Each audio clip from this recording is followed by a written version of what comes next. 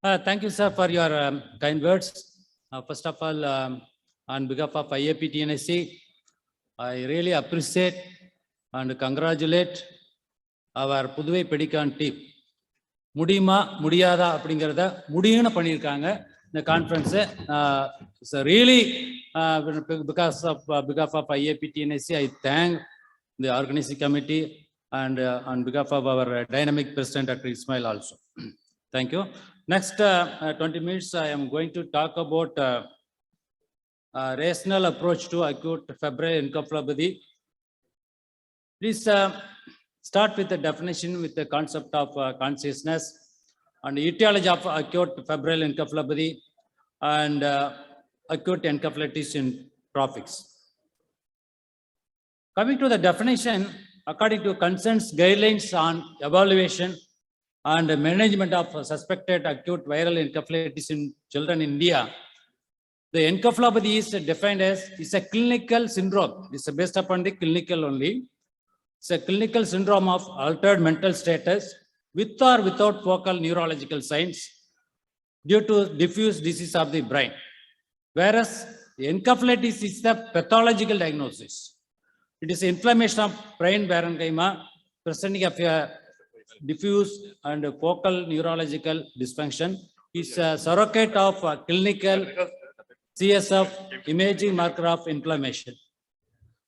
And next one is the febrile encephalopathy. It is a fever with altered mental status with or without focal neurological signs or seizures. And coming to our topic per se, acute febrile encephalopathy is or acute encephalitis syndrome. It is acute, it is less than 7 days. It is 7 to 14 days, it's a subacute, and more than 14 days, it's a chronic. And acute encephalitis syndrome is defined as acute onset of fever and a change in mental status and or new onset of seizures, excluding simple febrile seizures. And how do you differentiate encephalopathy versus encephalitis? And the clinical features like fever, headache, meningeal signs will be common in encephalitis. And in focal neurological signs, it's uncommon in encephalopathy. And the type of seizure is in generalized in encephalopathy, whereas focal in encephalitis. And coming to the lab parameters, blood, the leukocytosis is common in encephalitis, whereas CSF pleocytosis is common. EEG wise, you can see that encephalitis diffuse slowing and focal abnormalities.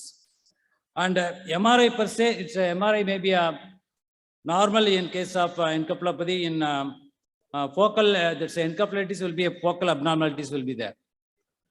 First of all, you should know that what's a consciousness. It is a complex interplay of reticular activating system, thalamus and cortex. And there are two important components. One is awareness. Next one is arousal. This arousal is important for the awareness. It's not a vice versa. And there's a severe disorder of consciousness. The conditions like coma, vegetative state, minimally conscious states, akinetic mutism, and locked-in syndrome, and brain dead. Whereas in coma, the respiration will be depressed, all other things will be absent. And a vegetative state, it is normal respiration, whereas sleep-wake cycle will be absent. And a minimal conscious state, the self-awareness will be limited. And akinetic mutism, it's a moderate limitation of self-awareness as well as motor. And locked-in syndrome, it's a quadriplegic. And in brain dead, so everything will be absent. And encephalopathy per se, we have wide categories like infections, followed by inflammation, hypoxia, metabolic toxins, and tumors, and vascular as well as hydrocephalus. And cause of acute febrile encephalopathy is first and foremost is infective, that is viral meningoencephalitis common, followed by bacterial and tubercular meningitis. And non-viral causes like staph typhus, now endemic areas, leptospira, and as well as And Shigella encephalopathy also we are getting then, and Salmonella also. And as usual, that sepsis-induced encephalopathy also noted. And among the non-infective causes, Adam and convulsive status epilepticus and autoimmune encephalitis is important, and DKA, another thing, and endocrine as well as poisoning related also we have to take a note. Encephalopathy in infectious disease, it's a direct invasion of CNS. It is a complication of that systemic manifestations like all H's, hypoxia, hypovolemia, hypoglycemia, hypercarpia, and hyponatremia, like that. And so coming to non-traumatic coma, this is Arun Bansal et al. From PGI. They conducted a study on 100 children, and etiology of coma in 60% of cases was CNS infection, followed by tuberculosis and as well as encephalitis and bacteria. And a study of acute febrile encephalopathy with a special reference by conducted by Lady Hardin Medical College, they noted among that viral encephalitis, it is actually 38%, and the enterovirus is the most common, it's 35%, whereas coming to that 62% cases are non-viral encephalopathy, that one is a pyogenic as well as tuberculosis meningitis. And agents clinically important in India is enterovirus and herpes simplex and Japanese encephalitis and dengue in endemic area and seasonal variation, followed by varicella. And now it's COVID-19 also is coming up, and non-viral causes like scrub typhus, typhoid, and leptospira, these all you have to take in consideration. And coming to the pathogenesis of viral meningoencephalitis, route of spread is it is a hematogenous spread. Example is enterovirus, whereas HSV, rabies, varicella may produce peripheral nerve root, and measles demyelinating, and hemorrhagic manifestation by influenza, and vasculitis by varicella. There are approach-wise a syndromic approach. We have to take it isolated neurological presentation. Another one is systemic manifestations. In herpes, it's may produce a focal and followed by Japanese encephalitis and enterovirus, whereas systemic manifestation is in mostly is non-viral causes and except dengue. So acute encephalopathy, it is another terminology you have to understand that produced by excitotoxicity. It's like acute necrotizing encephalopathy and acute encephalopathy with bipasic seizures and fires and press. And this terminology we have to understand. We are getting cases also now. It is need more awareness. Coming to the management principles, we have to that encephalopathy coming to ER, we have to use a PAT triangle, pediatric assessment triangle, and need a rapid assessment. Never miss the golden hour. That's a very important thing. And detailed history and examination, and investigations and empirical treatment, supportive care, and anticipate and manage complications. Our objective of the management is prevent mortality and prevent long-term neurological sequelae.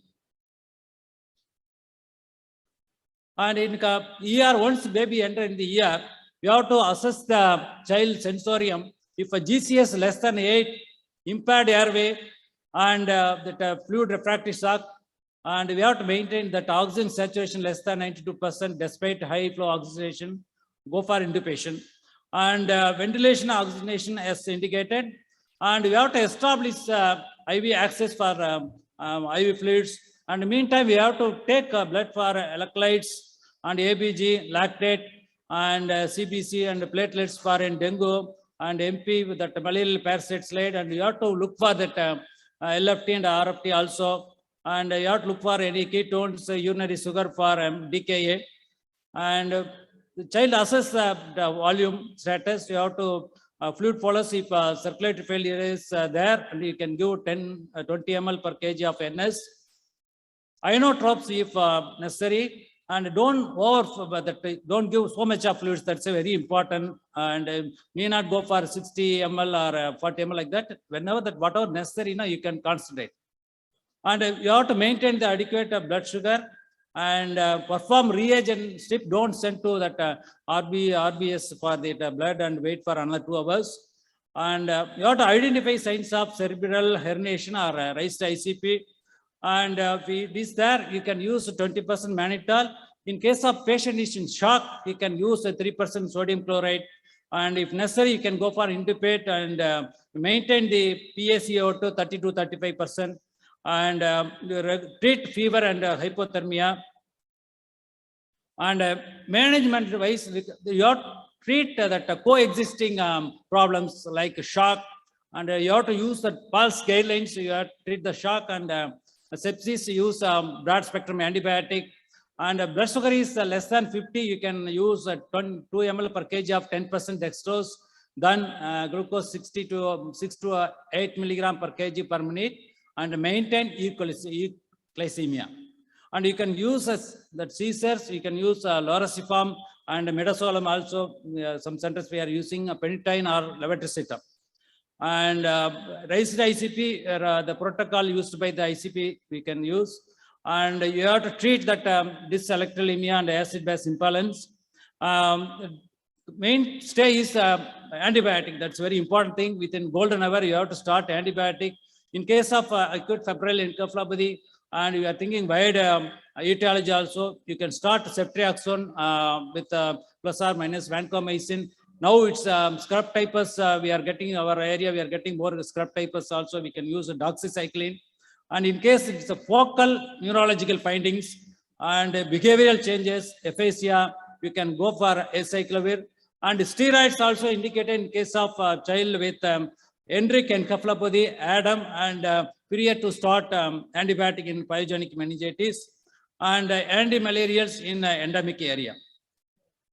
And coming to the clinical evaluation of child with acute encephalitis syndrome, the history is a very, very, very important thing, because you have to look for that various prodromal symptoms like flu-like illness and diarrhea may suggest enterovirus.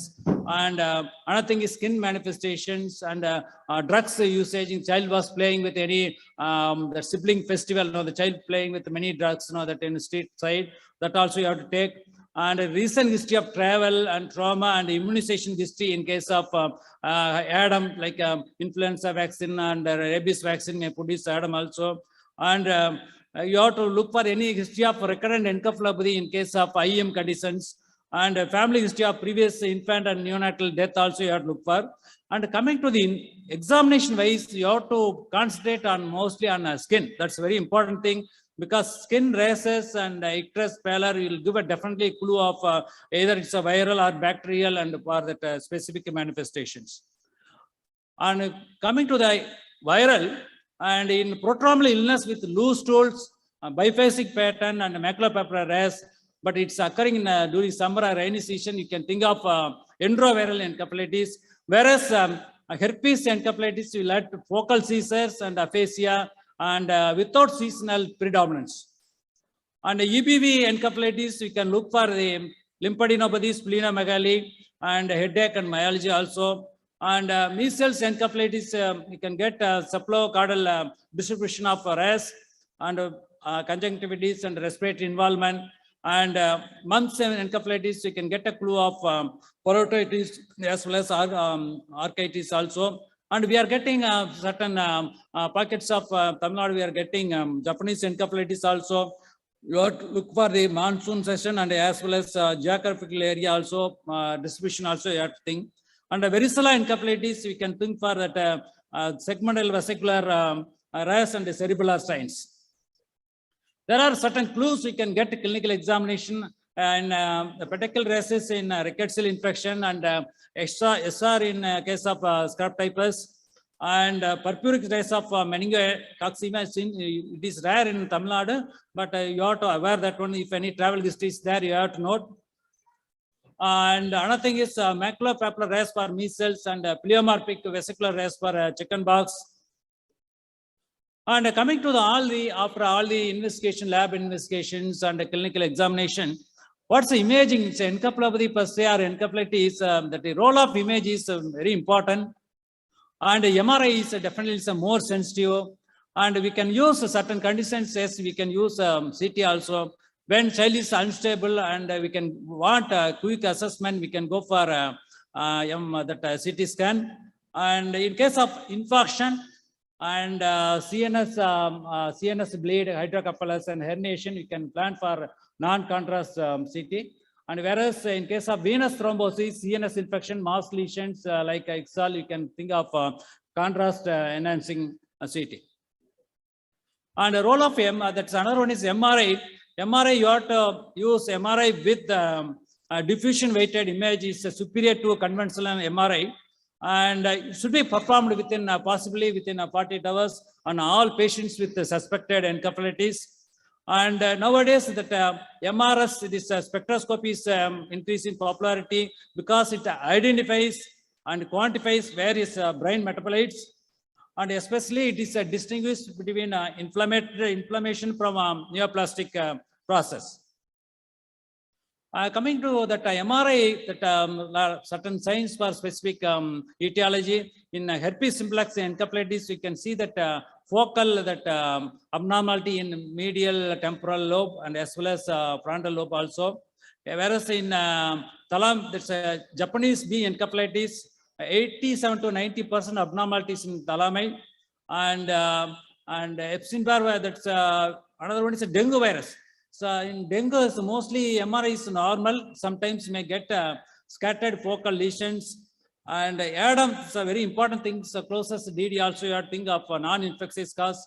You have to look for the multifocal abnormalities in subcortical white matter, and involvement of thalami, basal ganglion as well as brainstem is the finding will be there. And nowadays it's another important thing is anti-NMDA receptor encephalitis. It is increased signal on T2 weighted FLAIR imaging in medial aspect of temporal lobes. Indication for EEG is usually not indicated routinely because almost 80% of encephalopathy will have EEG abnormality, and usually it is indicated in clinical seizure, continuous seizure, status epilepticus, persistent encephalopathy, and you are thinking some pleats like etiology also.